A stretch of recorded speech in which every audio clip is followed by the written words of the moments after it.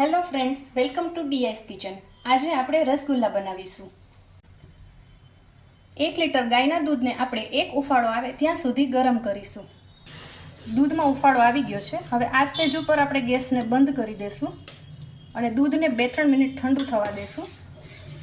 દૂધ ગરમ થાય ત્યારે તાત્કાલિક તેમાં લીંબુ કે વિનેગર નાખીને દૂધને ફાળવું નહીં, કેમ કે તેનાથી પનીર છે એકદમ કડક થાય છે. તો દૂધને આપણે 2-3 મિનિટ રૂમ ટેમ્પરેચર પર આવવા દઈશું. દૂધ આપણું 2-3 મિનિટ માટે ઠંડુ થઈ ગયું છે. હવે આપણે લીંબુનો રસ લીધો છે. અહીંયા મેં 1 લીંબુનો રસ લીધો છે. એમાં આપણે જેટલો લીંબુનો રસ છે એટલું ગરમ પાણી એડ કરીશું.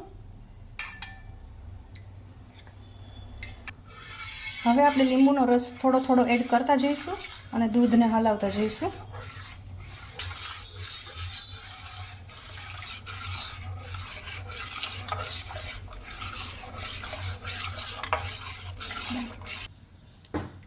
દૂધ આપણું ફાટી ગયું છે. દૂધ અને પાણી બે અલગ થઈ ગયા છે. હવે આ સ્ટેજ ઉપર આપણે દૂધને ગાળી લઈશું.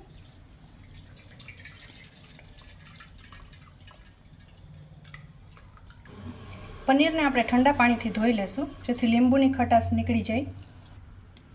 પનીર ધોવાઈ ગયા પછી 5 મિનિટ માટે પનીરને આપણે આવી રીતે નીતરવા માટે રાખી દઈશું.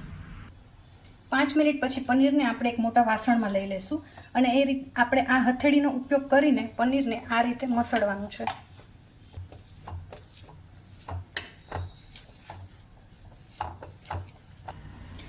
પનીર મસળીને જોઈ શકીએ છીએ આપણે કે કેટલું સ્મૂથ થઈ ગયું છે. આવું પનીર થાય ત્યાં સુધી જ પનીરને મસળવાનું છે, વધારે નહીં મસળવાનું, નહીંતર પનીર છે એ ઘી છોડી દેશે.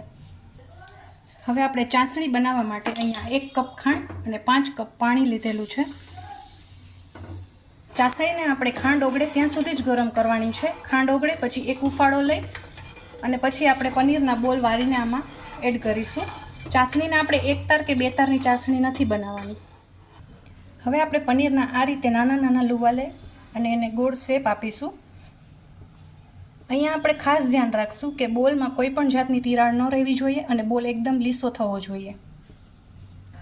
આપણે બધા બોલ આ રીતે વાળીને તૈયાર કરી લીધા છે અને ચાસણીમાં પણ એક ઉફાળો આવી ગયો છે. તો હવે આપણે એક એક કરીને બધા બોલ ચાસણીમાં નાખીશું. આ સમયે ગેસને આપણે ફાસ્ટ જ રાખવાનો છે અને બોલ એકસાથે પાણીમાં નથી નાખવાના. એક એક કરીને બોલ આપણે આ રીતે નાખીશું.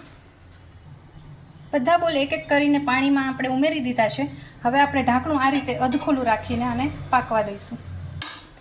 5 મિનિટ પછી હવે આપણે ઢાંકણું ખોલીને જોઈ શકીએ છીએ કે આપણા રસગુલ્લા એકદમ સરસ ફૂલીને થઈ ગયા છે. હવે આપણે આને હલકા હાથે આવી રીતે પલટાવીશું, જેથી કરીને બંને બાજુથી વ્યવસ્થિત પાકી જાય રસગુલ્લા. બધા રસગુલ્લાને વ્યવસ્થિત પલટાવાઈ ગયા પછી ફરી આપણે એને 10 મિનિટ માટે આ રીતે અધખુલ્લું રાખીને પાકવા દઈશું. 10 મિનિટ પછી આપણે જોઈ શકીએ છીએ કે આપણા રસગુલ્લા અહીંયા ફૂલીને એકદમ સરસ મોટા થઈ ગયા છે.